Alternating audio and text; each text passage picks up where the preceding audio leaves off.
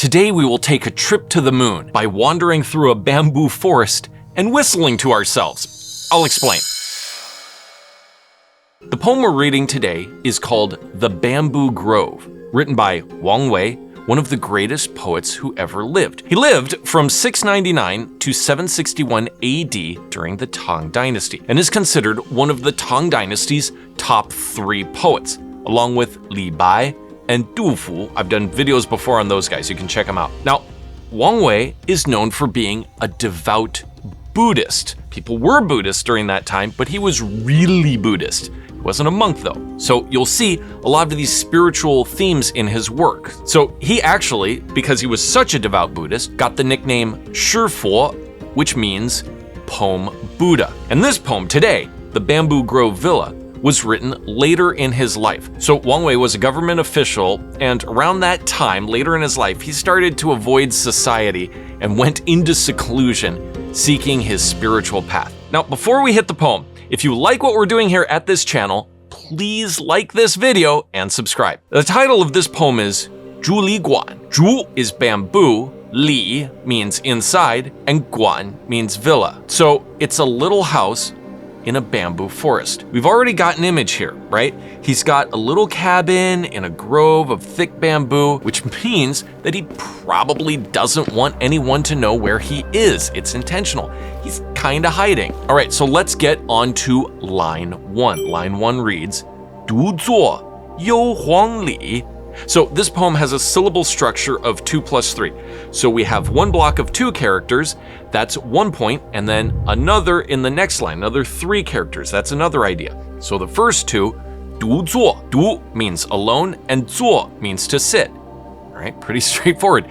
At the beginning of the poem, he says, I'm sitting by myself. The end of the first line is 幽篁里. 幽 means secluded, 篁means bamboo forest, and li means inside. So the whole line would translate to something like, I sit by myself in a secluded bamboo forest. So the title of this poem already implies that the author is cut off from society. And this first line makes it quite clear. He's out in the woods in a cabin. What is he doing out there though?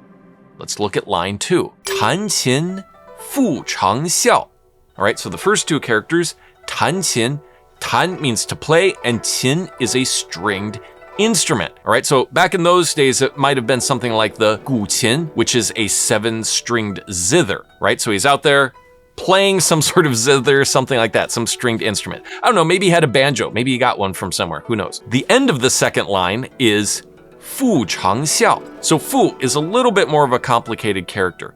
It means to go back and forth between 2 things. And then the last 2 words, 長嘯, simply means to whistle. It's an old way to say to whistle. So this whole line means sometimes I pluck a stringed instrument and sometimes I whistle. All right, so the guy isn't exiled. He's choosing to live in a cabin in the woods because he wants to avoid people. So he's sitting there, he plays his zither whenever he feels like it. He walks around and whistles when he feels like it. So in other words, he's showing how carefree he is. All right, so we've already done half the poem.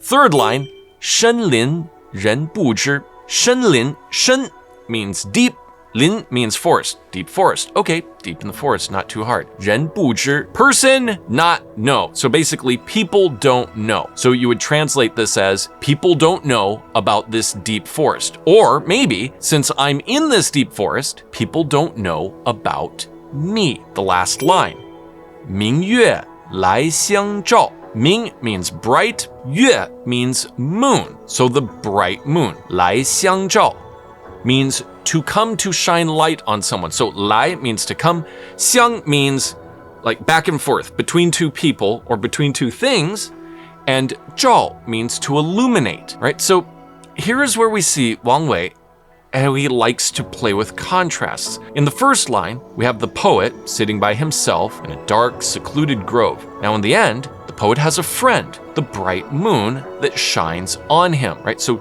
照 usually means to shine a light, like when we shine a flashlight or something like that. But it can also mean to take care of someone, right? And so 相, like we mentioned, means one another.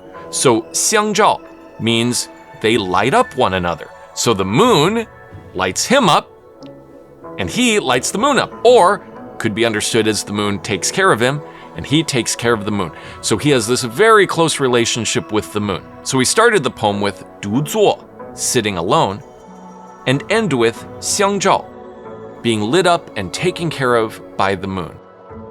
So you get the sense that Wang Wei was pretty sick of people and all their games and nonsense. Why does he need to bother with all of that? Mother Nature can be his best friend. The moon can be his best friend, giving him comforting light while allowing him the space he wants to do what he wants, which in this case is just playing an instrument and whistling. But there's another layer to this poem. You see, in Chinese poetry, the moon is very symbolic, but not like the way you would think for a poem like this. Okay, so let's pause here for a second. We're going to look at one of the most famous poems in Chinese history called Thoughts on a Quiet Night. Now, we've already done a video about this. You can check this out. So I'm not going to go into a lot of details on this poem, but we'll go over it. 床前明月光，疑是地上霜。举头望明月，低头思故乡. There's moonlight before my bed. It seems like there's frost on the ground. I raise my head to look at the bright moon. I lower my head and think of home. So that poem was written by Li Bai, not by Wang Wei. This is one of the most carefree people to ever walk the earth. But even he associates the moon with homesickness. Why is that? So in Chinese culture, the Mid-Autumn Festival is an important time for gathering with the family. In Chinese, 月圆 means full moon, but the second character, 圆, also refers to gathering with family or having your family intact and so on. When the moon is bright, it's full or close to the moon. So during the Mid-Autumn Festival, it's the largest moon out there. It's the most full moon of the year. So when you're far away from home and you see that bright moon overhead, you naturally think of family and your hometown. But all of this seems kind of contradictory to the entire message of Wang Wei's poem. He's out there whistling away. Why does he need to use a moon as a symbol? So one way we can interpret this is that on the surface, he's happy to be alone and away from society, but deep down, he misses his home. Or things just didn't really work out well for him in life. Because remember, this is later on in his life, and the moon is there both as a representative of his feelings and as a friend to help him work through the feelings that society doesn't care to listen to. Doesn't really care about him. So this Wang Wei guy is quite a poet. In just 20 words, he paints a scene for us, develops it, and fills it out with multi-layered symbolism. And that, my friends, is why Chinese poetry is so cool. All right, so did you like this poem? Are there any other poems from Wang Wei or from other poets you'd like me to go over? Please leave those in the comments below. Until next time, 再见!